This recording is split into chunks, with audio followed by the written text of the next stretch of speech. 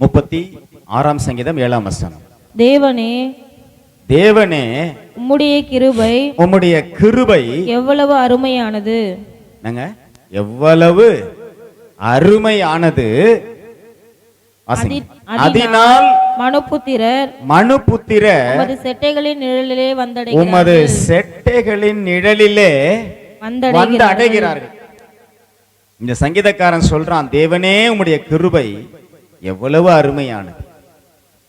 ஒரு அருமையான கிருபையில தான் நாம இருக்கிறோம். இந்த கிருபைக்கு பேர் என்னங்க? அருமையான கிருபை. எல்லாம் ஒரு முறை சொல்லி பாருங்களேன்.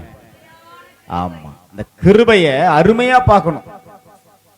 இது போல என் வாழ்க்கையில ஒரு கிருபை கிடைச்சதுக்கு நான் எவ்வளவு பெரிய பாக்கியவான். என் மேல் தேவன் வைத்த இந்த கிருபை எவ்வளவு அருமையானது. அதைத்தான் சொல்லுகிறான் சங்கீதக்காரன், தேவனே உம்முடைய கிருபை எவ்வளவு அருமையானது. அதனால் எதனால? அந்த கிருபை, அந்த அருமையான கிருபை வந்ததுனால மனுபுத்திரர் எங்க வர்றாங்களாம்? தேவனுடைய செட்டைகளின் நிழல்ல, தேவனுடைய செட்டையின் நிழல்ல வந்து அடைகிறார்கள். இல்லைன்னா கிட்ட கூட வர முடியாது. கிருபையினால தான் நம்மளை என்ன பண்ணாரு அவரு? ஆமா, நம்ம எல்லாரையும் அவர் அண்டையில கொண்டு வந்து நிறுத்தினார். அதனாலதான் அவன் சொல்றான், உங்களுடைய கிருபை எவ்வளவு அருமையானது.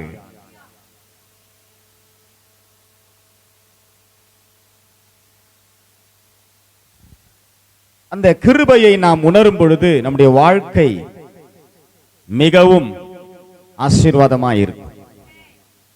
இப்ப நம்முடைய வாழ்க்கையில் இந்த கிருபையை நினைக்கிற போதுல என்ன சொல்லணும்?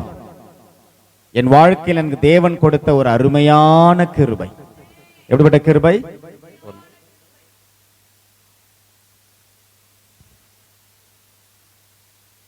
இப்படிப்பட்ட நல்ல ஒரு அருமையான கிருபையை தந்த தேவனை கரங்களை உயர்த்தி ஸ்தோத்திரிப்போம். ஆண்டவரே, இந்த கிருபை எனக்கு தந்தபடினால் உமக்கு ஸ்தோத்திரம். சொல்லுங்க, ஸ்தோத்திரம். இந்த கிருபை இன்னும் எனக்கு தார். உங்க வாழ்க்கையில ஒவ்வொரு நாள் அந்த கிருபை என்ன செய்யணும் பாருங்க. சங்கீதம் 59:16 சங்கீதம் 59:16 வாசிக்கும் பொழுது, நானோ உம்முடைய வல்லமையை பாடி காலையிலே உம்முடைய, அந்த மைக் வச்சுட்டு ஒயர் மைக், இன்னும் 2 மைக் இருக்குல்ல, இன்னொரு மைக் எங்க? ஆளுக்கு ஒரு மைக் கையில வாசிங்க மறுபடியும் வேகமா. நானோ உம்முடைய வல்லமையை பாடி காலையிலே உம்முடைய கிருபையை மகிழ்ச்சியோடு புகழுவேன். போதும். என்னதுங்க? காலையில எழுந்த உடனே, கவனிக்கிறீங்களா? காலை எழுந்த உடனே முதல் நம்முடைய சிந்தையில வர வேண்டியது என்னது? தேவ கிருபையை நான் புகழுவேன். நீ காலைல எழுந்து எல்லாம் கிருபையை புகழ்ந்தீங்களா? ஆமென் சொல்லுவோம். நான் ஆண்டவருடைய கிருபையை நான் புகழ்ந்தேன். அல்லேலூயா. ஆண்டவருடைய கிருபையை காலையில முதல்ல எழுந்து என்ன பண்ணணும்? இந்த நாளை காண செய்த உம்முடைய கிருபை, இந்த நாள் முழுவதும் நீ நடத்த போகிற உம்முடைய கிருபை, இந்த நாள் முழுவதும் என்னோடு இருக்க போகிற உம்முடைய கிருபை, இந்த நாள் முழுவதும் என்னை தாங்க போகிற உம்முடைய கிருபை, இந்த நாள் முழுவதும் என்னை சூழ்ந்து கொள்ள போகிற அந்த கிருபை, இந்த நாள் முழுவதும் என்னை அபிஷேகிக்க போகிற அந்த கிருபை, இந்த நாள் முழுவதும் என்னை பாதுகாக்க போகிற அந்த கிருபையை என்ன செய்யணும்? நல்லா புகழணும். காலையில எழுந்து, காலையில என்ன பண்ணணும்? எழுந்து கர்த்தருடைய கிருபைய புகழவேன்னு சொல்றாங்களா? ஒரு ஆமேன்னு சொல்லுங்க. ஒருவேளை இதுவரை நம்ம அப்படி காலையில எழுந்து அவர் கிருபையை பற்றி புகழலன்னு சொன்னா, இனிமேலாவது என்ன செய்யலாம்? அவர் கிருபைய புகழ்ந்து காலையில எழுந்து முதல்ல அவர் சொல்றான் பாருங்க சங்கீதக்காரன், நானோ காலையில, எப்பங்க? காலையில எழுந்து என்ன செய்யும்? உம்முடைய கிருபைய மகிழ்ச்சியோடு. எப்படி புகழ்வானா? சொல்லுங்க, மகிழ்ச்சியோடு. எப்ப பார்த்தாலும் ஏதாவது ஒரு கவலையோடே வாழ பழகி கொள்ளக்கூடாது. என்னங்க பண்றது பிரதர், எங்க நிலைமை அப்படி சொல்லவே கூடாது. தேவனுடைய பிள்ளைகள் எப்பொழுதும் நல்ல விசுவாசத்துல நல்ல ஊன்ற கட்டப்படணும். எந்த பிரச்சனையா இருந்தாலும் தேவ கிருபை எனக்குள் இருக்கிறது. இன்னொரு வசனத்தை கூட வாசிங்க. சங்கீதம் 63:3 வசனத்துல, ஜீவனை பார்க்கிலும் உமது கிருபை நல்லது. இங்க என்ன சொல்றான்?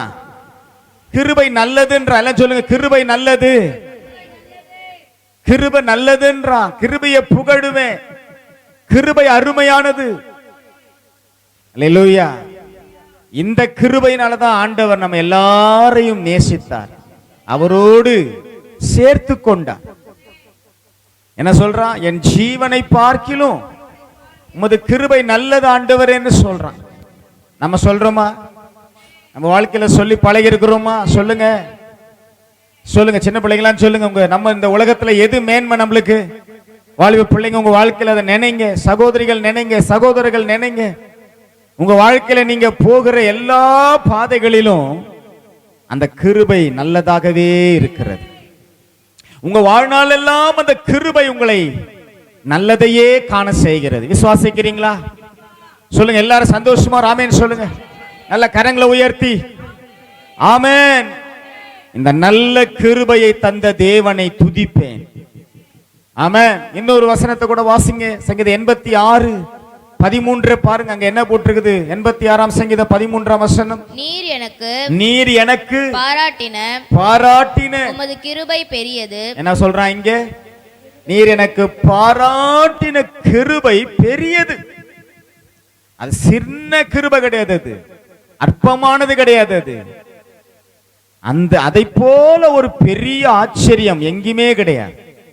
என்ன சொல்றான்? நீர் எனக்கு பாராட்டின கிருபை. எல்லாம் சொல்லுங்க, நீர் எனக்கு பாராட்டின கிருபை என்னது? சொல்லுங்க. உமது கிருபை பெரியது. அவ்வளவு பெரிய கிருபை நம்ம மேல வச்சாரு. அதற்காக ஆண்டவர் என்ன செய்யணும்? நல்ல ஸ்தோத்திரிக்கணும். இந்த கிருபையை தந்ததற்காக நன்றி ஆண்டவரே. இந்த கிருபையை தந்து என்னை நடத்தி கொண்டு வருகிறீரே, நன்றி. அல்லேலூயா. அப்ப கிருபையை சாதாரணமா நினைக்க கூடாது. கிருபையை சாதாரணமா நினைக்க கூடாது. கிருபையை ஏதோ என் வாழ்க்கையில ஒரு அதிர்ஷ்டம் நினைக்க கூடாது. கிருபைன்றது தேவனே நமக்கு கொடுத்த ஒரு அருமையான காரியம். அதை இவங்களுக்கு தான் கொடுக்கணும்னு அவர் முன் குறித்து கொடுக்கிறார். ஆமென். அதை விரும்புகிறவர்கள் மேல் இந்த கிருபையை தருகிறார். அதனால தான் அவன் சொல்றான், நீர் எனக்கு பாராட்டின உமது கிருபை பெரியது. சங்கீதம் 103:4 வசனத்திலே பார்க்கும் பொழுது, 103ஆம் சங்கீதம் 4ஆம் வசனம், உன் பிராணனை அழிவுக்கு விலக்கி மீட்டு உன்னை கிருபையினாலும் இரக்கங்களினாலும் முடிசூட்டினார். பாத்தீங்களா? எல்லாம் வாசிக்கும் பொழுது உள்ளத்துல ஒரு பெரிய சந்தோஷம் வருது. நம் தேவன் எவ்வளவு நல்லவர். நம்ம மேல இப்படிப்பட்ட ஒரு விசேஷித்த கிருபையை வைத்தாரே. உன்னை கிருபையினாலும் இரக்கங்களினாலும் என்ன செய்தார் தேவன்? முடிசூட்டினார். உன் பிராணனை அழிவுக்கு விலக்கி மீட்டு கொண்டார். எதனால? கிருபையினால். இந்த கிருபையினாலதான் இன்று வரை ஜீவனோடு இருக்கிறோம். நம்புறீங்களா? அல்லேலூயா. எத்தனை உபத்திரங்கள் வந்த போதும், போராட்டங்கள் வந்த போதும், குறைவுகள் வந்த போதும் நம் தேவன் நம்மை கைவிடாமல் ஒவ்வொரு நாள் நம்மை பாதுகாத்து நம் பிராணனை அழிவுக்கு விலக்கி மீட்டார். எல்லாம் சொல்லுங்க, என் பிராணனை அழிவுக்கு விலக்கி மீட்டு என்னை கிருபையினாலும் இரக்கங்களினாலும் முடிசூட்டினார். அல்லேலூயா. எப்படிப்பட்ட கிருபை பாத்தீங்களா? இந்த நல்ல கிருபைக்காய் ஆண்டவரே என்ன பண்ணணும்? நல்லா ஸ்தோத்தரிக்கணும். சங்கீதம் 107:43 கொஞ்சம் கவனித்து பார்த்தால் நன்றாக இருக்கும்.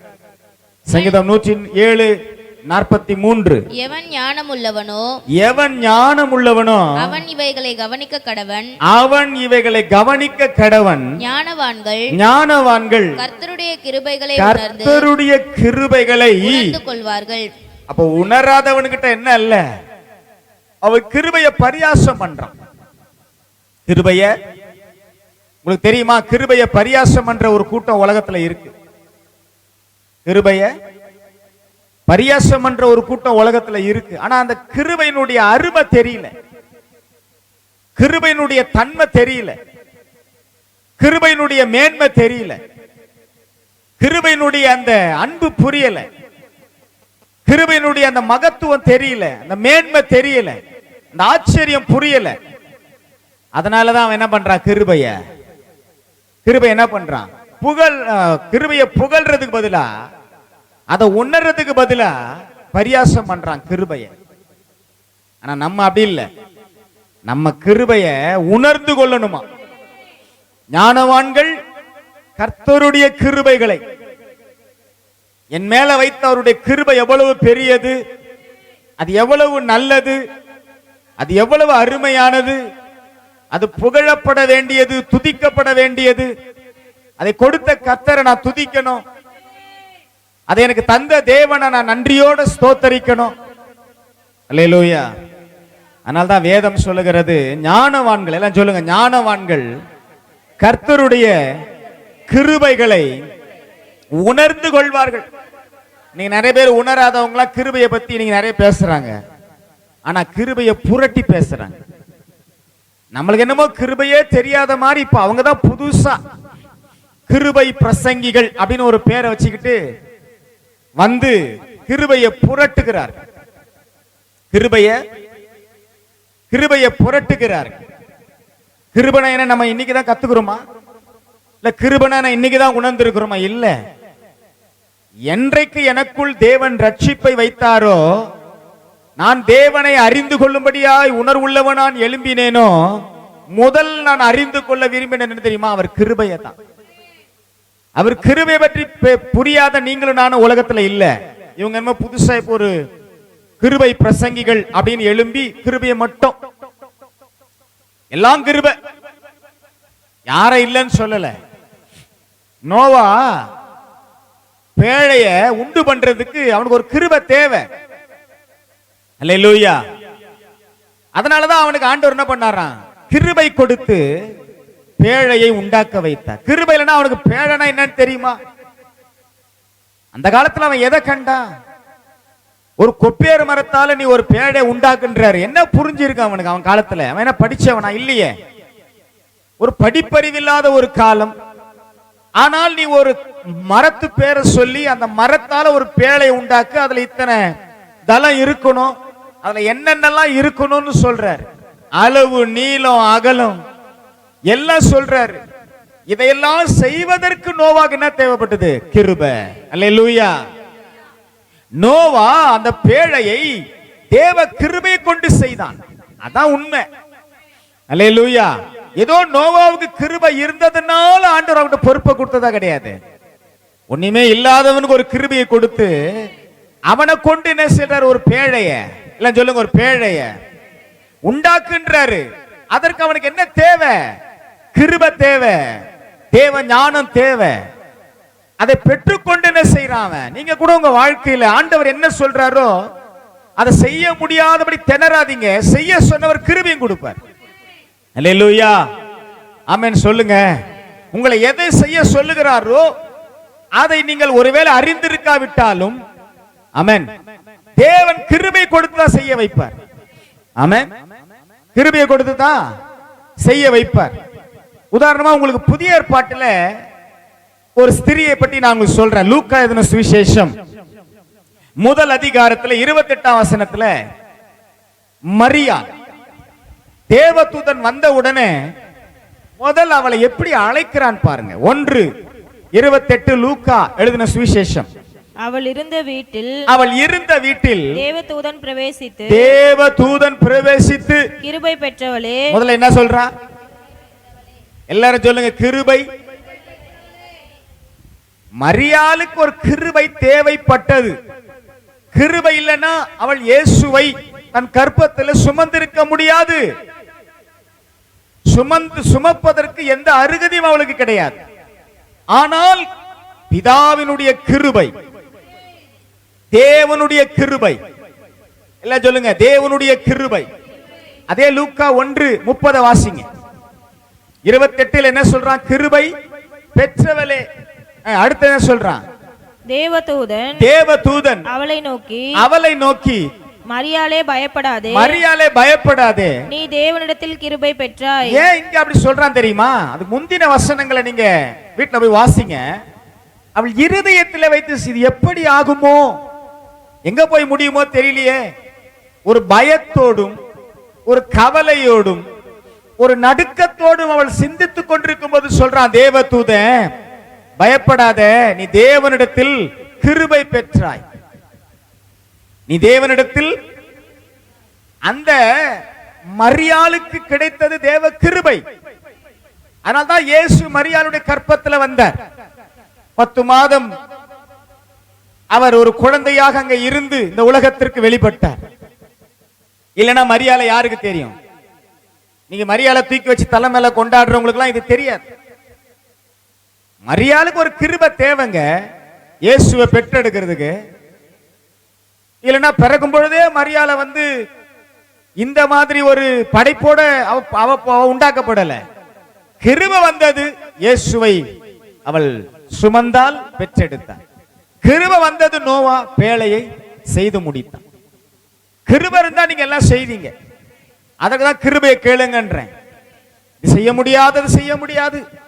மரியாளுக்கு அந்த பயம் இருந்தது, எப்படி ஆகும்?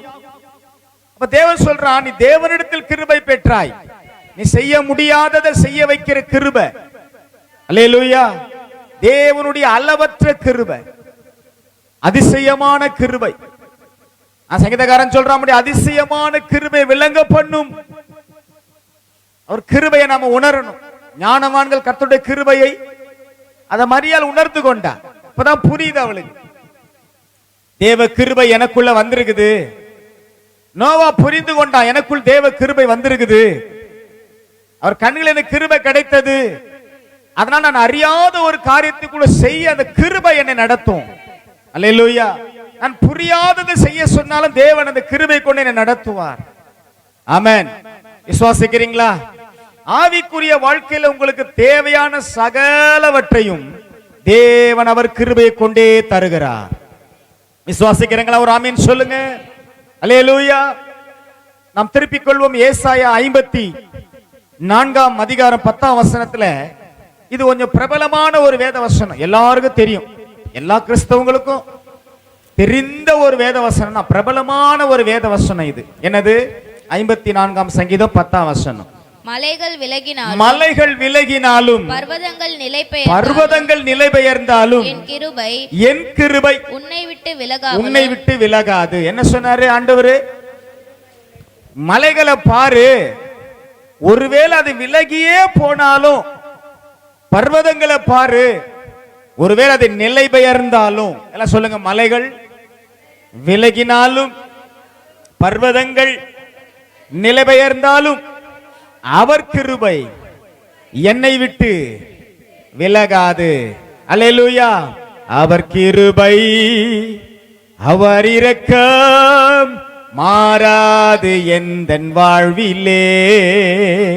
அவர் கிருபை அவர் இரக்கம் மாறாது எந்தன் வாழ்விலே. அவர் கிருபை போதும், அவர் இரக்கம் மாறாது எந்தன் வாழ்விலே. அல்லேலூயா. இப்படி பாடுங்க. மலைகளே விலகி போனாலும், மலைனா என்ன அர்த்தம்? நம்ம நம்புற அநேக காரியங்கள், நாம் சார்ந்திருக்கிற அநேக காரியங்கள், அவைகளே விலகினாலும் தேவனுடைய கிருபை என்ன செய்யாத நம்மை உன்னை விட்டு, சொல்லுங்க எல்லாம், விலகாது. நம்புறீங்களா? இந்த கிருபை உங்களை கடைசி வர உங்களை நடத்தும். அல்லேலூயா. இந்த கிருபை ரோமர் 11:29 வாசிங்க. ரோமர் 11 அதிகாரம் 29 வசனத்துல நாம் பார்க்கும் பொழுது வேதம் சொல்லுகிறது, தேவனுடைய கிருபை வரங்களும் அவர்களை அழைத்த அழைப்பும் மாறாதவைகளே. மாறாத கிருபையை தேவன் தந்தார். பக்கத்துல பார்த்து சொல்லுங்க, தேவன் நமக்கு அவருடைய மாறாத கிருபையை தந்தார். அல்லேலூயா. ஏசாயா 54:10 என்ன சொல்லுகிறது? என் கிருபை உன்னை விட்டு விலகாமலும். ரோமர் 11:29 சொல்லுகிறது அவருடைய கிருபை வரங்கள் மாறாதவைகளே. ஒருத்தனை அழைச்சி ஒரு பொறுப்பை கொடுத்துட்டார்னா, அவர் கிருபையும் கொடுத்துட்டார்னா, அதை கொண்டு அவனை கடைசி வரை நடத்துற. வேதத்தில் அப்படி நிறைய சாட்சிகளை, நிறைய ஆதாரங்களை, நிறைய உண்மைகளை நாம் காண முடியும். அல்லேலூயா. பேச தெரியாது, திக்குவாய, மந்த நான் உள்ளவன், நான் எகிப்துக்கு போறதுக்கு சரியில்லை, நான் தகுதி இல்லை. ஆனா கர்த்தர் மோசே என்ன சொன்னாரு? நீ வா, உனக்கு நான் என்ன செய்வேன்? என் கிருபையை உனக்கு தருவேன். அல்லேலூயா. போகிற வழியிலெல்லாம் கூட பிரச்சனைகள் வந்த போது கூட மோசேக்கு ஆண்டவர் என்ன சொன்னார்? என் கண்களில் உனக்கு கிருபை கிடைத்தது, உன்னை பேர் சொல்லி அழைத்தும் அறிந்திருக்கிறேன். உனக்கு தெரியும் நீ யாரு, எந்த ஊரு, நீ எப்படிப்பட்ட ஆளு, நீ என்ன செய்வியா செய்ய மாட்டியா, தொடர்ந்து பாதியில ஓடிடுவியா, கர்த்தர் கொடுத்த வேலையில ஒரு முழு மனதோடு இருப்பியா, எல்லாம் அவருக்கு தெரியும். நம்ம எப்பவுமே அப்படித்தானே, ஒரு வேலையை ஒழுங்கா கொடுத்தா பாதி தான், முழுசா செய்யறதுனா ரொம்ப கஷ்டம். ஒரு வேலையை ஆண்டவர் கொடுத்தாருன்னா பாதி தான் உற்சாகம், அப்புறம் மீதி எல்லாம் காணும். ஆனா அந்த கிருபை இருக்குது பாருங்க, நம்மள சில நேரங்களை திரும்பவும் எழுப்பி நம்மள உற்சாகப்படுத்தி நம்மள என்ன செய்யுது? அந்த கிருபை நடத்துகிறது. சொல்லுங்க, நடத்துகிறது. அல்லேலூயா. அதனால தான் நீங்க எப்பவுமே என்ன பண்ணணும்? அவர் கிருபை என்னை விட்டு விலகவில்லை. தைரியமா இருங்க. எல்லாம் பக்கத்துல சொல்லுங்க, தைரியமா இருங்க. நீங்க சொன்னதே நான் சரியா ஒருத்தர் பார்த்துக்கல, பார்த்து சொல்லணும். தைரியமா இருங்க, தேவ கிருபை உங்களோடு இருக்குது. அல்லேலூயா. அதனால்தான் புலம்பல் 3:22 எரேமியா தீர்க்கதரிசி சொல்லுகிறான், வாசிங்க. எரேமியா தீர்க்கதரிசியின் புலம்பல் புஸ்தகத்துல 3:22 சொல்றான், நாம் நிர்மூலமாகாதிருப்பது கர்த்தருடைய கிருபையே. பாத்தீங்களா? இன்று வரை நிர்மூலமாகி இருக்கணும்னா என்னைக்கும் ஆயிருக்கணும். எத்தனை சூழ்நிலைகளை கடந்து வந்தோம். அல்லேலூயா. தண்ணீரை கடந்தேன், சோதனை ஜெயித்தேன், மதிலை தாண்டினேன் உம்பேலத்தால். அதான் கிருபை. அல்லேலூயா. நன்றி நன்றி ஐயா.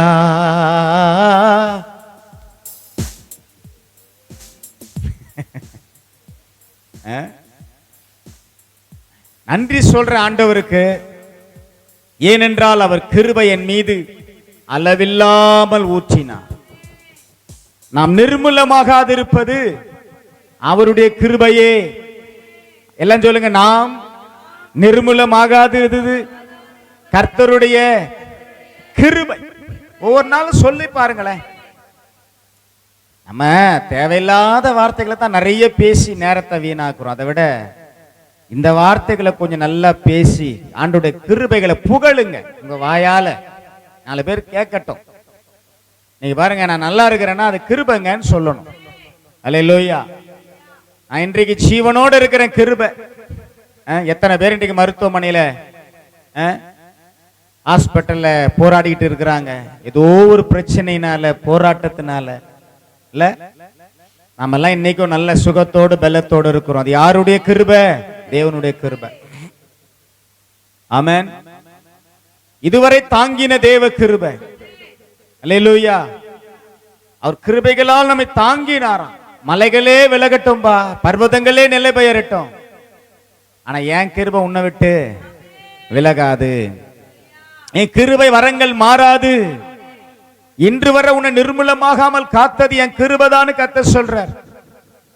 அதனால்தான் மரியாளுக்கு கிடைத்த ஒரு பெரிய ஆசீர்வாதம் முதல் என்னது? கிருபை பெற்றவளே. மரியாளுக்கு அது தெரியும். அந்த அறிவெல்லாம் மரியாளுக்கு இருந்தது, அந்த ஞானம் எல்லாம் மரியாளுக்கு இருந்துச்சு. இன்றைக்கு தான் சில மனுஷர்களுக்கு அது இல்லை.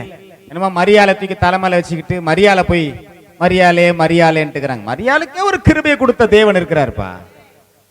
அல்லேலூயா. வேதம் சொல்லுகிறது கிருபையும் சத்தியமும் இயேசு கிறிஸ்துவின் மூலமாய் உண்டாயின. எல்லாம் சொல்லுங்க, கிருபையும் சத்தியமும் இயேசு கிறிஸ்துவின் மூலமாய் உண்டாயின. அவர்தான் கிருபைக்கு சொந்தக்காரர், ஆண்டவராகிய இயேசு கிறிஸ்து. ஆனாதான் அப்போஸ்தலனாகிய பவுல் தன்னுடைய நிருபங்கள் எல்லாம் எழுதும் பொழுது ஒவ்வொரு சபையை வாழ்த்தும் போது எப்படி முடிப்பார் தெரியுமா? கிருபை உங்களோடு இருப்பதாக. இன்றைக்கு கூட நான் உங்களை அப்படிதான் ஆசீர்வாதத்தை அனுப்ப விரும்புகிறேன். உங்களோடும் உங்கள் பிள்ளைகளோடும் உங்கள் குடும்பத்தோடும் கிருபை என்றென்றைக்கும் இருப்பதாக.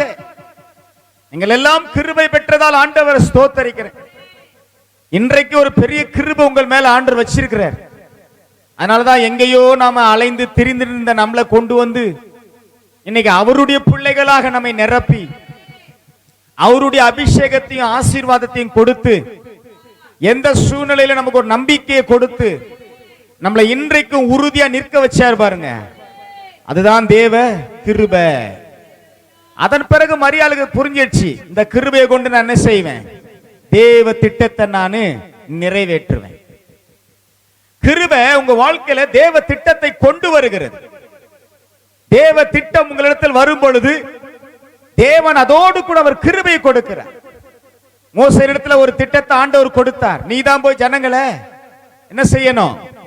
அவர்களை வழிநடத்தி கொண்டு பாலும் தேனும் ஓடுகிற கானான் தேசத்துக்கு கொண்டு போகணும். அதன்படியே அவன் மேல் ஒரு கிருபை வைத்தார். ஆமென் சொல்லுங்க. அதனால்தான் அதே கிருபை நம்மேல் வைத்திருக்கிறார். அல்லேலூயா. நாமெல்லாம் ரட்சிக்கப்பட்டது அவர் கிருபை. வாசிங்க ரோமர் 3ஆம் அதிகாரம் 24ஆம் வசனத்துல. ரோமர் 3ஆம் அதிகாரம் 24ஆம் வசனம் வாசிங்க. ரோமர் 3:24. இலவசமாய் அவருடைய கிருபையினாலே கிறிஸ்து இயேசுவில் உள்ள மீட்பை கொண்டு நீதிமான்களாக்கப்படுகிறார்கள். நாமெல்லாம் எப்படி நீதிமான்களாக்கப்பட்டோம்? கிருபையினாலே. எல்லாம் சொல்லுங்க, கிருபையினாலே. அந்த வசனம் ரொம்ப அழகா சொல்லுது பாருங்க. ரோமர் 3:24 அவருடைய கிருபையினாலே. எல்லாம் சொல்லுங்க, அவருடைய கிருபையினாலே இயேசுவில் உள்ள மீட்பை கொண்டு நீதிமான்களாக்கப்படுகிறார்கள். அப்படின்னா என்ன அர்த்தம்னா, நம்மளுடைய கிரியினால கிடையாது. நான் ஏதோ நல்லது செய்வேன். சிலருக்குள்ள எப்பொழுதுமே ஒரு எண்ணம் இருக்கு, நான் ரொம்ப ரொம்ப நல்லவன், நான் ரொம்ப நல்லவங்க. நல்லவங்களாவே இருந்தாலும் தப்பு இல்லை. ஆனா அதனால நீதிமான்களாக்கப்பட முடியாது. நான் ரொம்ப சுத்தவான்கள், நான் ரொம்ப பரிசுத்தவான்கள், அதனால ஒரு நாள் ஒண்ணு நடக்கிறது இல்லை. உன் பரிசுத்தத்தையோ உங்ககிட்ட இருக்கிறவற்றையோ கொண்டு தேவன் செய்யல. அவருடைய மாறாத கிருபைகளை கொண்டே உன்னிடத்தில் வல்லமையாய் கிரியை செய்கிறார். எல்லாரும் ஆமென் சொல்லுங்க. அல்லேலூயா. இன்றைக்கு நீ அவரால் உருவாக்கப்படுகிறாய் என்றால் அது அவருடைய கிருபை. இல்லைன்னா எவ்வளவு கோபம், எவ்வளவு எரிச்சல், எவ்வளவு என் வாழ்க்கையில இருந்த எல்லாவற்றையும் தேவன் மாற்றினாரே அவர் கிருபையினால. இன்றைக்கு அவருடைய சித்தத்தை செய்யக்கூடிய ஒரு திட்டத்துக்குள்ள என்னையும் அவர் என் பேரையும் எழுதிட்டாரே. எழுதியிருக்கிறாரா? சொல்லுங்க, எழுதியிருக்கிறாரா? மோசே நினைச்சு பார்த்தாரா என்ன கூப்பிடுவாரு? எரிகிற முட்செடி நடுவில் என்ன கூப்பிடுவார் நினைச்சு பார்த்தாரா? அவர் விதியை நினைச்சுக்கிட்டு ஆடு மேய்ச்சிட்டு போயிட்டு இருக்கிறார் சீனாய் மலை வனாந்தரத்துல. திடீர்னு பார்க்கிறார் ஒரு அதிசயமான காட்சி. என்னது? ஒரு முட்செடி பற்றி எரிகிறது. கிட்ட போறாரு. கர்த்தர் சொல்றார், மோசே மோசே. அல்லேலூயா. ஒரு எரிகிற அக்கின் மத்தியிலிருந்து ஒரு சத்தம். அவன் பேரை தேவன் அழைத்து, நீ வா, உன்னை எகிப்துக்கு அனுப்புவேன், நீ போய் அங்கே வல்லமைகளோடும் அற்புதங்களோடும் இந்த ஜனங்களை நீ என்ன செய்வாய்? விட்டுவிட்டு வழி நடத்தி கொண்டு போவாய். ஆமென் சொல்லுங்க. அந்த கிருபையை தேவன் அவருடைய திட்டத்துல நம்மை இணைத்து வச்சிருக்கிறார். உங்களை எப்பொழுதுமே நீங்க அந்த கிருபைக்குள்ள ஒப்பு கொடுங்க. எதை கேட்டாலும் ஆண்டவரே இன்னும் என்ன கிருபையினால நிரப்புங்க. அல்லேலூயா. நல்ல ஒரு அருமையான பாடல். சாரால் நவரோஜி பாடின ஒரு அருமையான பாடல். என்ன பாடல்? இன்னும் தேவை கிருபை தாருமே. எல்லாம் கேட்கலாமா? இன்னும் தேவை கிருபை தாருமே. நிறைய பேர் சொல்றாங்க கிருபை, இந்த கிருபையை நிக்கணும்னா பணம் தேவை. ஆனா இது வேதத்தின் அடிப்படையில் உண்மை இல்லை. கிருபை உள்ளவங்களிடத்துல எல்லாம் தேடி வரும். ஆமென் சொல்லுங்க. கிருபை உள்ளவனுக்கு எல்லாமே தேடி வரும். செய்ய முடியாதவைகளை கூட நீ செய்வ. தேவன் உன்னை அப்படித்தான் அவர் கிருபையில நிரப்புவார். உனக்குள்ள அந்த விசேஷித்த ஞானம் வெளிப்படும். ஏன் அப்ப நீ என்ன சொல்லணும்? எல்லாம் தேவ கிருபை. அந்த கிருபையினாலதான் ஆண்டவர் உங்களை என்னையும் இந்த உலகத்துல தெரிந்து கொண்டிருக்கிறார்.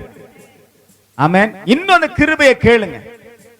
இன்னும் அந்த கிருபையை கேட்டாவே போதும், மத்ததெல்லாம் தானாவே வரும். அல்லேலூயா. பணம் அதிகமா கேட்கறத விட கிருபை அதிகமா கேளுங்க. எனக்கு தெரிஞ்சு கிருபை இல்லாதவங்க கிட்ட பணம் இருந்து அது ஒன்றுக்கும் பிரயோஜனம் இல்லாம கிடக்குது. அதே கிருபை உள்ளவங்க கிட்ட பணம் இருந்துச்சுன்னா, ஐஸ்வர்யம் இருந்துச்சுன்னா, அதை அவன் யாருக்கு எப்படி கொடுக்கணும், எப்படி அதை தனக்கும் பிரயோஜனப்படுத்திக்கணும்ன்ற ஒரு உணர்வு அவனுக்குள்ள இருக்கும். கிருபை இல்லாதவங்க பணத்தை கொடுத்து என்ன பிரயோஜனம்? ஒரு வேலையை கொடுத்து என்ன பிரயோஜனம்? சில தேவன் கிருபையை கொடுத்த பிறகு அதை செய்யலனா என்ன அர்த்தம்? செய்யாம இருக்க கூடாது.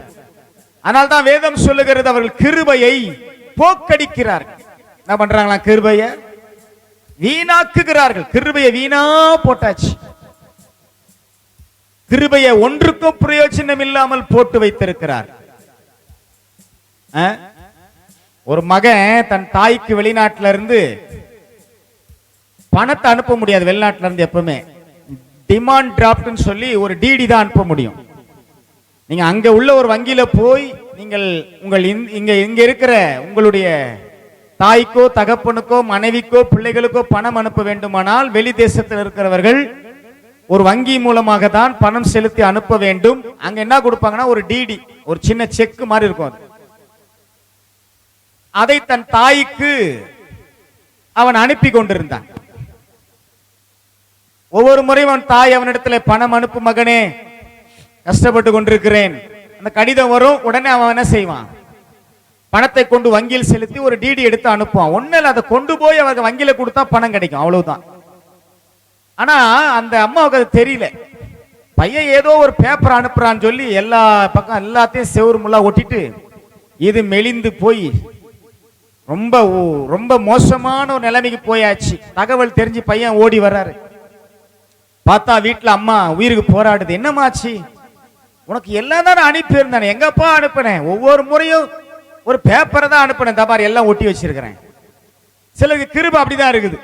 அதன் உள்ள ஆசீர்வாதங்களை புரியாமல் இருக்கிறார்கள்.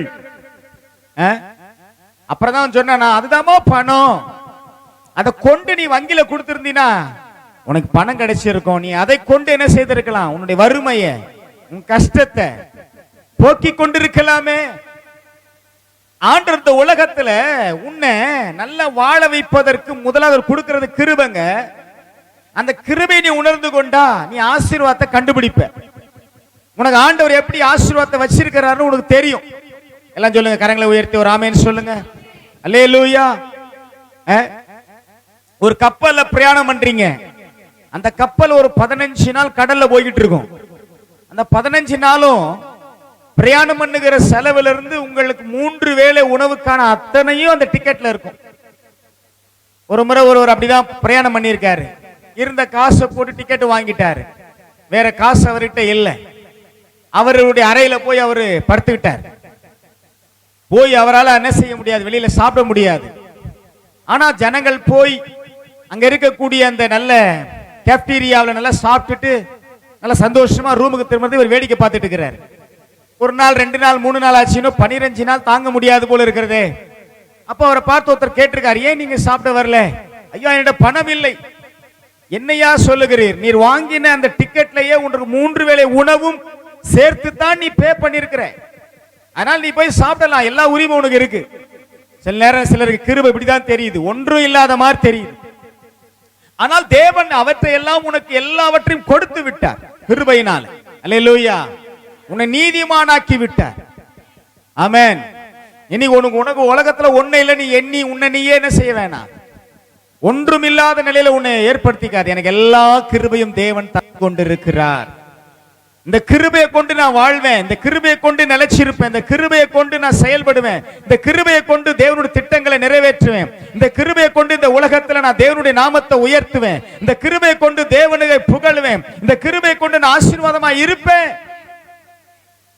அல்லேலூயா. அப்பதான் அவருக்கு புரிஞ்சுச்சு, ஓ என்கிட்ட என் டிக்கெட்லயே எனக்கு 3 வேளை என்ன இருக்கு, அதுல எல்லாம் தங்கறதுக்கு சாப்பிடுறது, இந்த 15 நாள் அந்த கப்பலை விட்டு இறங்க வரைக்கும் உனக்கு சகலமும் உண்டு. அப்புறம் தான் அவர் போய் என்ன பண்ணாரு, திருப்தியா புசித்தார். 15 நாள் அவருக்கு கவலை இல்லை. சில அப்படிதான் அந்த வாழ்க்கை பயணத்துல இப்படிதான் போய்கிட்டு இருக்கிறோம், சோகமாவே போறோம். என்னங்க சிஸ்டர் ஏன் சோகமா இருக்கிறீங்க? ஒன்னும் இல்ல பிரதர், ஒன்னும் இல்ல பாஸ்டர், எல்லாம் இப்படிதான் நடக்குது. இல்ல இன்னும் கிருபை, எல்லாம் சொல்லுங்க கிருபை. நீங்க கிருபையை பார்க்காம மத்தவங்களை பாக்குறீங்க, அதான் பிரச்சனை. சூழ்நிலையை பாக்குறீங்க, எப்ப பார்த்தாலும் அதையே பார்த்து அதனாலேயே சோர்ந்து விடுறீங்க. அது இருக்கட்டும், அது இல்லாத உலகம் எங்க இருக்குன்ற, அது இல்லாத உலகமே கிடையாது. எதிரான சூழ்நிலைகள், எதிரான போராட்டங்கள், எதிரான காரியங்கள், நமக்கு எதிரான செயல்கள் உலகம் நிரம்பி கிடக்குது. அதன் மத்தியில தான் வாழ்றோம். ஆனா கிருபையோடு வாழ்கிறோம். அல்லேலூயா.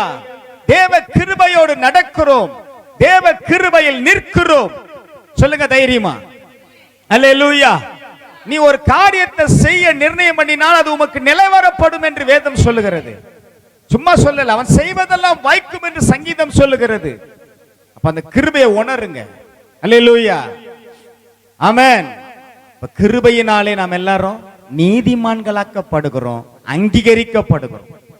இன்னொரு வசனத்தை வாசிக்கலாம். ரோமர் 11ஆம் அதிகாரம் 29ஆம் வசனத்துல, ரோமர் 11ஆம் அதிகாரம் 29ஆம் வசனத்தை வாசிப்போம். தேவனுடைய கிருபை வரங்களும் அவர்களை அழைத்த அழைப்பும். அந்த வசனம் வேண்டாம், ரோமர் 5:17 வாசி. ரோமர் 5:17.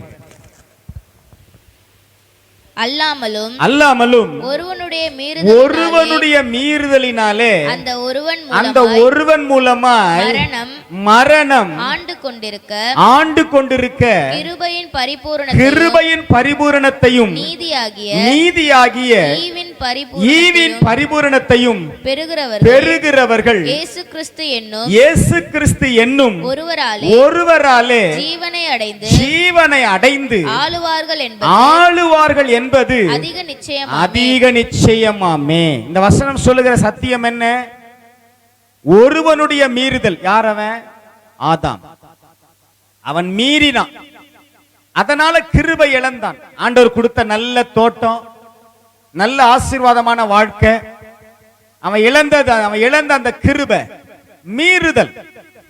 அந்த மீறுதலினாலே என்ன வந்துச்சா? மணிக்குலத்துக்கு மரணம் ஆண்டு கொண்டிருக்க தேவன் இப்பொழுது என்ன செய்தாரா? நம்மேலாம் கிருபையின் பரிபூரணத்தையும் நீதியாகி ஈவின் பரிபூரணத்தையும் பெறுகிறவர்கள் இயேசு கிறிஸ்து என்னும் ஒருவராலே ஜீவனை அடைந்து ஆளுவார்கள். எல்லாம் சொல்லுங்க, ஆளுவார்கள். அப்ப கிருபை உன்னை அடிமையாக்கவில்லை, கிருபை உன்னை ஆளுகை செய்ய வைக்கிறது. அல்லேலூயா. கிருபை உன்னை என்ன செய்யல? அடிமைப்படுத்தல. பாவத்துக்கோ சாபத்துக்கோ நோய்க்கோ தரித்திரத்துக்கோ வறுமைக்கோ பொல்லாப்புக்கோ உன்னை கிருபை அடிமைப்படுத்தாது, உன்னை அடிமைப்பட விடாது. அந்த கிருபை உன்னை என்ன செய்யுமா? ஆளுகை செய்ய வைக்கும். நீ யாரால ஆளுவ? ஆண்டவராகி இயேசு கிறிஸ்துவின் நாமத்தினாலே. நம்ம எல்லாம் ஆளுகிறவர்கள். கிருபையின் பரிபூரண, எல்லாம் சொல்லுங்க, கிருபையின் பரிபூரணத்தினால் இயேசு கிறிஸ்து என்னும் ஒருவராலே நாங்கள் ஜீவனை அடைந்து ஆளுகிறவர்கள் என்பது அதிக நிச்சயமே. அப்படிதாங்க கிருபை உங்களிடத்துல வேலை செய்து உங்களை ஆளுகை செய்ய வைக்கிறது. அல்லேலூயா, ஆமென் சொல்லுங்க. அதனால நீங்க என்ன செய்ய வேண்டாம், கிருபை இந்த உலகத்தில் உங்களை போட்டு அடிமையாக்கவில்லை, மாறாக உங்களை ஆளுகை செய்ய வைக்கிறது. நீங்களும் நான் எப்படி இருப்போம், ஆளுகை செய்வோம். அல்லேலூயா. அப்ப இயேசு கிறிஸ்து என்னும் அவருடைய மாறாத கிருபை. அந்த ஆதாம் என்ன செய்தான், மீறி இழந்தான். ஆனால் இரண்டாம் ஆதாமாகி இயேசுவோ நம் எல்லோர் மேலும் ஒரு பரிபூரணமான கிருபையை தந்தார். ஆமென். அவருடைய கிருபையினால் நாம் எல்லாரும் பரிபூரணத்தின் மேல் பரிபூரணம் அடைந்தோம், கிருபையின் மேல் கிருபை பெற்றோம். எல்லாம் சொல்லுங்க, கிருபையின் மேல் கிருபை பெற்றோம். இன்னும் அந்த கிருபை அளவில்லாமல் இன்னும் அதிசயமான காரியங்களை காணும்படி, பெரிய காரியங்களை செய்யும்படி. எகிப்துக்குள்ள போன பிறகுதான் மோசேக்கு தெரியுது, ஆண்டவர் என்னை கொண்டு இவ்வளவு பெரிய காரியங்களை செய்ய தீர்மானித்திருக்கிறார். ஆனா அது முன்னாடி வர அவருக்கு அதுல உடன்பாடு இல்லை. ஏன்னா ஆண்டவர் மோசையை அனுப்பும் பொழுது சும்மா அனுப்பல, அவர் கிருபையை அனுப்பினார். என் கிருபை வரும், என் சமூகம் உனக்கு முன்பாக இருக்கும், நீ போ. அதாங்க தேவ கிருபை. காலையில எழுந்து சொல்லுங்க, இன்றைக்கு என்னை தேவ சமூகம் வழி நடத்தும். விசுவாசிக்கிறீங்களா? என் வேலை ஸ்தலத்துல என்னோட தேவ கிருபை இருக்கும், என் குடும்பத்துல என்னோட தேவ கிருபை இருக்கும், என் சம்பாத்தியத்துல என்னோட தேவ கிருபை இருக்கும். காலையில எழுந்து இதையெல்லாம் சொல்லாம இன்னைக்குதான் என்ன நடக்குமோ தெரியலையே, புரியலையேன்னு சொல்லி அப்படி போடக்கூடாது, அப்படி போகாதீங்க. இப்படிப்பட்ட விசுவாசத்தோடு அறிக்கை செய்து நல்ல கிருபையை கொஞ்ச நேரம் கரங்களை உயர்த்தி நல்ல ஸ்தோத்திரம் பண்ணி, ஆண்டவரே இன்றைக்கு என் வேலையில என்னோடு உங்க கிருபை இருக்கணும். ஆமென். பவுல் சொல்ற ஒரு சாட்சியை பாருங்க. 1 கொரிந்தியர் 15ஆம் அதிகாரம் 10ஆம் வசனத்தை வாசிங்க. பவுல் சொல்ற ஒரு சாட்சியை பாருங்க. 1 கொரிந்தியர் 15:10. ஆகிலும் நான் இருக்கிறது தேவ கிருபையினாலே இருக்கிறேன், தேவ கிருபையினால் இருக்கிறேன். அவர் எனக்கு அருளிய கிருபை விருதாவா இருக்கவில்லை. அவர்கள் எல்லோரிலும் நான் அதிகமாய் பிரயாசப்பட்டேன். ஆகிலும் நான் அல்ல, என்ன சொல்றாரு, நான் அல்ல, என்னுடனே இருக்கிற தேவ கிருபையே அப்படி செய்தது. எல்லாம் சொல்லுங்க, அப்படி செய்தது. நல்லா சொல்லுங்க, அப்படி செய்தது. எப்படி செய்தது? என்னோடு இருக்கிற தேவ கிருபை விருதாவான கிருபை அல்ல. ஆண்டவர் கொடுத்த கிருபை என்ன, சும்மா வீணா ஏதோ கொடுத்துட்டாரா? செல்லாத நோட்டையா என் கையில கொடுத்திருக்கிறாரு? கள்ள நோட்டையா கொடுத்திருக்கிறாரு? இல்ல. தேவன் ஒரு நாளும் கள்ள நோட்டையோ செல்லாத நோட்டையோ கொடுக்கிறவர் கிடையாது. நல்ல உங்க வாழ்க்கையில அற்புதமா கிரியை செய்கிற கிருபை தான் தந்திருக்கிறார். அல்லேலூயா, ஆமென் சொல்லுவோம். அல்லேலூயா. ஆண்டோட கிருபை அப்படிதாங்க உங்களை என்னையும் இப்படிதான் இந்நாள் வரை நடத்தி வந்திருக்கிறது. இன்னும் நடத்த போகிற பெரிய வழிகளை காண போகிறோம். அல்லேலூயா. அந்த கிருபையை நம்ம என்ன செய்யணும், ஒவ்வொரு நாளும் சார்ந்து பவுலை போல சொல்லணும். நான் அல்ல, எல்லாம் சொல்லுங்க, நான் அல்ல, என்னுடனே இருக்கிற தேவ கிருபையே அப்படி செய்தது, என்னை நடத்தினது, என்னை தாங்கினது, என்னை பலப்படுத்தினது, என்னை சூழ்ந்து கொண்டது. அல்லேலூயா. நல்லா சந்தோஷமா சொல்லுங்க. இந்த கிருபை நம்ம கூட இருக்கும். அவர் அதுக்கான ஒரு உடன்படிக்கை செய்துட்டார். என் கிருபை உன்னை விட்டு விலகாது. உங்க மேல கிருபை வச்சுட்டாரா, தைரியமா இருங்க. இந்த கிருபையை உணரணும். நீங்க உணராததான் தப்பு. நிறைய பேர் நம்ம கிட்ட இருக்கிற கிருபைய உணரல.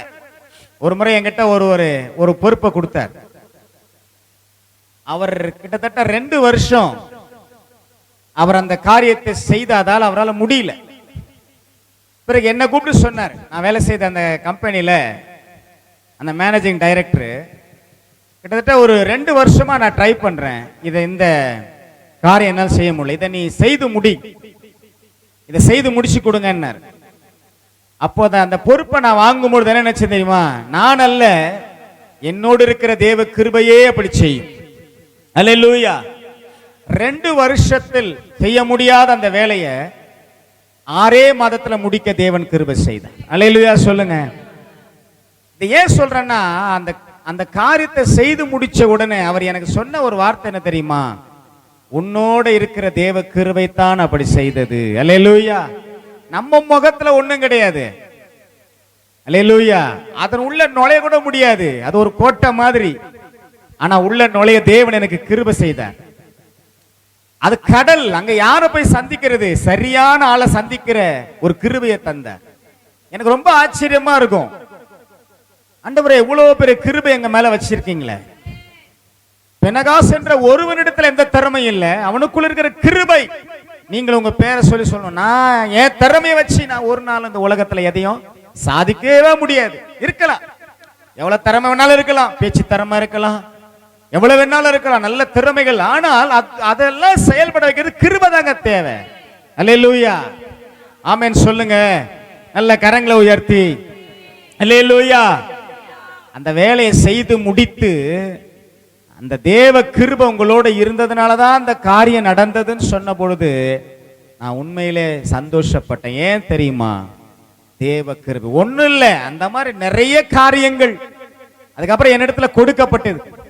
எல்லாவற்றையும் நான் செய்ய ஆரம்பிக்கும் போது நினைச்சேன், கர்த்தாவே உங்க கிருபையை கொண்டு நான் செய்வேன்.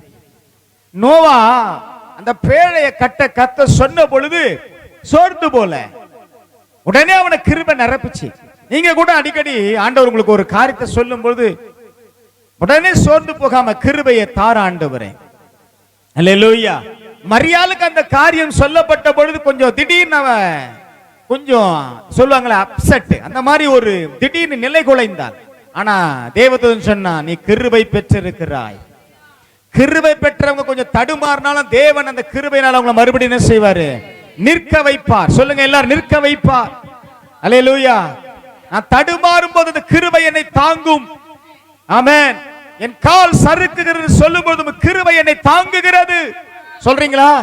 எங்கயாவது என் கால் சறுக்குது ஆண்டவரே, எங்கயாவது பிரச்சனை என்னை மேற்கொள்ளுது, சொல்லுங்க, இந்த கிருபை என்னை தாங்கும், இந்த கிருபை என்னை நடத்தும். நான் அல்ல, என்னுடன் இருக்கிற தேவ கிருபையே. சொல்லுங்க, என்னுடன் இருக்கிற தேவ கிருபையே என்ன பாட வைக்கும், துதிக்க வைக்கும், ஜெபிக்க வைக்கும், என்னை ஆசீர்வதிக்கும், என்னை உயர்த்தும். என் ஆவிக்குரிய ஜீவியத்துல இன்னும் எனக்கு மேன்மேன வழிகளை திறந்து கொடுக்கும். என் வாழ்க்கையில நடக்காதுன்ற காரியங்களை நடக்க வைக்கும். அதுதான் தேவ கிருபை. சொல்லுங்க, தேவ கிருபை. சொல்லுங்க, தேவ கிருபை. அல்லேலூயா. ஆமென். எபேசியர் 2ஆம் அதிகாரம் 8ஆம் வசனத்துல அப்போஸ்தலனாகிய பவுல் அந்த சபைக்கு சொல்றாரு. அப்போ எபேசியர் 2ஆம் அதிகாரம் 8ஆம் வசனத்துல கிருபையினாலே விசுவாசத்தை கொண்டு ரட்சிக்கப்பட்டீர்கள். இது உங்களால் உண்டானதல்ல. இது தேவனுடைய ஈவு. எது தேவனுடைய ஈவு? கிருபை தேவனுடைய ஈவு. அல்லேலூயா. சொல்லுங்க, எனக்கு கொடுக்கப்பட்ட ரட்சிப்பு, எனக்கு கொடுக்கப்பட்ட கிருபை தேவனுடைய ஈவு. ஆண்டவர் என்ன பண்ணாரா? உனக்கு ஈவாய் கொடுத்தார். எத்தனை பேருக்கு கிருபை இல்லை இந்த உலகத்துல? பணம் இருக்குது, அதிகாரம் இருக்குது, ஆளுக இருக்குது, ஆனா கிருபை இல்லை. ஆனா ஒண்ணுமே நமக்கு இல்ல, கிருபை இருக்கு. அல்லேலூயா. ஒண்ணுமே இல்ல, ஆனா கிருபை இருக்குது. மோசேயின் கையில வெறும் கோல். பார்வோன் முன்னாடி போய் நிக்கிறான், இந்த ஜனங்களை அனுப்பிவிடு. பார்வோன் பாக்குறான், கையில வெறும் கோலோட வந்து நின்னுகிட்டு எவ்வளவு திமிரா பேசுறான் பார். நான் யாரு? பார்வோன், எகிப்தின் கடவுள். எகிப்தின் கடவுள் முன்னாடியே வந்து வெறும் பையன் மோசே ஒரு கோலை வச்சுக்கிட்டு பேசிக்கிட்டு இருக்கிறான். அந்த கோலை நீட்டும் போதுதான் செங்கடல் 2ஆ பிரிஞ்சுது. அந்த கோலை போட்ட போதுதான் சர்ப்பம், அந்த கோல் சர்ப்பமாய் மாறிச்சு. எங்கெல்லாம் ஆண்டவர் அந்த கோலை எடுன்றாரோ அது கிருபை. எல்லாமே சொல்லுங்க அல்லேலூயா. மத்தவங்க பார்வையில அது வெறுமையா தெரியும், ஆனா உணர்ந்தவங்க பார்வையில தான் அது கிருபையா தெரியும். எல்லாரும் சந்தோஷமா ஒரு அல்ல சொல்லுவோம். அப்போ உங்களை எப்போது என்ன நினைங்க? நான் கிருபை உள்ளவள். அல்லேலூயா. நான் கிருபை உள்ளவன், கிருபை உள்ளவன். எனக்கு எல்லாம் ஆண்டவர் கொடுத்திருக்கிறார். அந்த கிருபையை விட மேலானது ஒண்ணுமே இல்லை. அந்த கிருபை விட பெரிதான ஒண்ணுமே இல்லை. அந்த கிருபை விட ஒண்ணும் உலகத்துல ஒசந்ததே கிடையாது. பணமோ பொருளோ அந்தஸ்தோ ஆஸ்திகளோ அதையெல்லாம் விட கிருபை மேலானது. எல்லாம் சொல்லுங்க, கிருபை மேலானது. அல்லேலூயா. பணம் உள்ளவன் செய்யறவனை காட்டிலும் கிருபை உள்ளவன் செய்வது தாங்க சிறந்ததா இருக்கும். ஆமேன் சொல்லுங்க. அவன் வேலை சூப்பரா இருக்கும், அவன் காரியம் அருமையா இருக்கும், அவன் செய்தானா அருமையா செய்வான். ஆனா அதே தான் திறமை நம்புறவனே, தான் பணத்தை நம்புறவனை சொல்லி பாருங்க, அதெல்லாம் அரையும் குறையுமா இருக்கும். பணத்தை கொண்டு கூட அவனால ஒழுங்கா செய்ய முடியாது. நோவா கிட்ட அந்த காலத்துல என்ன இருந்தது? ஆனா ஆண்டவர் சொன்னார், ஒரு கொப்பேர் மரத்தை போய் எடு, அதை கொண்டு பேழை செய். மரியாள் இடத்துல என்ன இருந்தது? அவளுக்கு ஒண்ணுமே கிடையாது. ஆனால் தேவ கிருபையை தேவன் தந்தார். நம்ம இடத்துல என்ன இருக்குது? ஒண்ணுமே கிடையாது. நம்மெல்லாம் கிருபை நம்பி வாழ்றோம். ஆமேன் சொல்லுங்க. கிருபை நம்பி வாழ்றீங்களா இல்ல வேற ஏதாவது நம்பி வாழ்றீங்களா? கிருபை நம்பி வாழணும், அதுதான் வாழ்க்கை. ஒவ்வொரு நாளும் கிருபை சொல்லுங்க, கிருபை. ஆண்டவரே அந்த கிருபையினால என்னை நடத்தும். இந்த உலகம் கிருபையை பரியாசம் பண்ணும், ஆனா அந்த கிருபையின் அருமை எங்களுக்கு தான் தெரியும். அல்லேலூயா. சொல்லுவாங்கல்ல பழமொழி, வெயிலின் அருமை நிழலில் தெரியும். அதனால வெயில் அலைஞ்சவனுக்கு தான் கொஞ்சம் நிழல் கிடைச்சா, அடாங்க அப்பா இப்படி ஒரு அருமையான நிழல் நினைப்பான். அந்த மாதிரி உலகத்துல நாமெல்லாம் பட்ட பாடுகள், கஷ்டங்கள், துன்பங்கள் இதெல்லாம் தாண்டி கிருபைக்குள்ள வந்தோம் பாருங்க. அங்கே நீதிமான்களாக்கினார், அங்கே நம்மை ரட்சித்தார், நம்மை ஆளுகை செய்கிறவர்களாக வைத்தார். இவ்வளவு பெரிய கிருபையை கொடுத்து இன்றைக்கு நம்மள எல்லாம் என்ன செய்திருக்கிறாரு? உன்னதங்களிலே உட்காரவும் செய்திருக்கிறார். அல்லேலூயா சொல்லுங்க. என்னை உன்னதங்களிலே உட்காரம் செய்திருக்கிறார். நல்லா சொல்லுங்க, என்னை உன்னதங்களில் உட்காரம் செய்திருக்கிறார். 2 தீமோத்தேயு 2ஆம் அதிகாரம் முதல் வசனத்துல வேதம் என்ன சொல்லுகிறது பாருங்க. 2 தீமோத்தேயு 2ஆம் அதிகாரம் முதல் வசனத்துல, ஆதலால் என் குமாரனே நீ கிறிஸ்து இயேசுவில் உள்ள கிருபையில் பலப்படு. கிருபையில் என்ன செய்யணும்? இதான் நமக்கு தேவை. இன்னும் நல்லா அதுல பலப்படுங்க. சொல்லுங்க, கிருபையில பலப்படுவேன். கிருபை ஆண்டவர் கொடுத்துட்டார். அதுல நல்லா நீங்க என்ன பண்ணணும்? பலப்படணும். அதனால தான் தீமோத்தேயுக்கு பவுல் கொடுக்கிற ஆலோசனை, என் குமாரனே நீ கிறிஸ்து இயேசுவில் உள்ள கிருபையில். எப்படி போட்டிருக்கு பாத்தீங்களா? கிறிஸ்து இயேசுவில் உள்ள கிருபை. எல்லாம் சொல்லுங்க, கிறிஸ்து இயேசுவில் உள்ள கிருபையில். சொல்லுங்க, கிருபையில் பலப்படு. இனிமே கிருபையில நல்லா பலப்படுங்க, கிருபையில நல்லா வளருங்க, கிருபையில நல்லா உருவாகுங்க, கிருபையில நல்லா உங்களை ஒப்பு கொடுங்க, கிருபையில நிலைச்சிருங்க, கிருபை விட்டு ஓடாதீங்க, கிருபையை விட்டு என்னைக்கு உங்க முகத்தை திருப்பாதீங்க, சிந்தையை மாற்றாதீங்க. அந்த கிருபைக்குள்ளேயே ஓடுங்க, அந்த கிருபைக்குள்ளேயே வாழ்ந்து பழகுங்க, அந்த கிருபைக்குள்ளேயே உங்களை வச்சிருங்க, அந்த கிருபைக்குள்ளேயே உங்களை பாதுகாத்துக் கொள்ளுங்க, அந்த கிருபையின் நிழல்ல இருங்க. அந்த தேவ கிருபை உங்களை நடத்தும். விசுவாசிக்கிறீங்களா? நம்முடைய தேவைகள் 1000 இருந்தாலும், நம்முடைய தேவைகள் கோடிகளா இருந்தாலும், கிருபை பெரியது. அல்லேலூயா. நமக்காக வானத்தின் பலகணிகளை திறக்கவும் தேவன் வல்லவர். அல்லேலூயா. நமக்காக அவர் எல்லாவற்றையும் செய்ய வல்லவர். அதனால்தான் அவர் சொல்றார், என் கிருபையை நான் உன்னை நிரப்பி இருக்கிறேன். மலைகள் விலகினாலும் கலங்காதே, பர்வதங்கள் நிலை பெயர்ந்தாலும் சோர்ந்து போகாதே, என் கிருபை உன்னை விட்டு விலகாது. அல்லேலூயா. என் சமாதான உடன்படிக்கை உன்னை விட்டு நிலை பெயராது என்று உன்மேல் மனதுருகுகிற கர்த்தர் சொல்லி இருக்கிறார். எல்லாரும் கரங்களை உயர்த்தி ஆண்டவருக்கு நன்றி சொல்லி நம்ம எல்லாரும் எழுந்து நிற்போம். ஆண்டவரே, இந்த நாளில் எங்களுக்கு கொடுத்த